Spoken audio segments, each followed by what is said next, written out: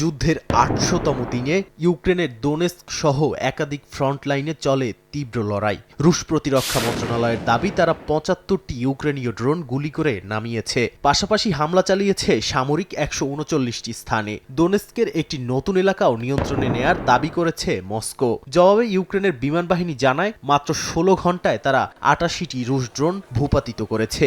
রাশিয়ার ২৫টি আক্রমণের মধ্যে প্রতিহত করা হয়েছে অন্তত ২২টি। তবে সোমবার যুদ্ধবন্ধ নিয়ে নতুন সম্ভাবনার ইঙ্গিত দিল ভ্লাদিমির পুতিন ও ডোনাল্ড ট্রাম্পের ফোন আলাপ। প্রায় ২ ঘন্টার আলোচনা শেষে পুতিন জানান শান্তিপূর্ণ সমাধানে আগ্রহী তার দেশ। একটি খসড়া স্মারকের মাধ্যমে আলোচনার কাঠামো তৈরিতেও প্রস্তুত মস্কো। ফোন আলাপ নিয়ে বক্তব্য দিয়েছেন মার্কিন প্রেসিডেন্টও। বলেন, অবিলম্বে আলোচনায় বসতে যাচ্ছে রাশিয়া ইউক্রেন। শান্তি চুক্তি না হলেও আপাতত যুদ্ধবিরতির রূপরেখা নিয়ে আলোচনা শুরু হবে। তবে ভলোদিমির জেলেনস্কি বলেন, কিয়েভকে ছাড়া ইউক্রেন নিয়ে কোনো সিদ্ধান্ত নেওয়া যাবে না। ইউক্রেন আলোচনার জন্য প্রস্তুত থাকলেও এক্ষেত্রে বড় বাধা পুতিনের যুদ্ধনীতি।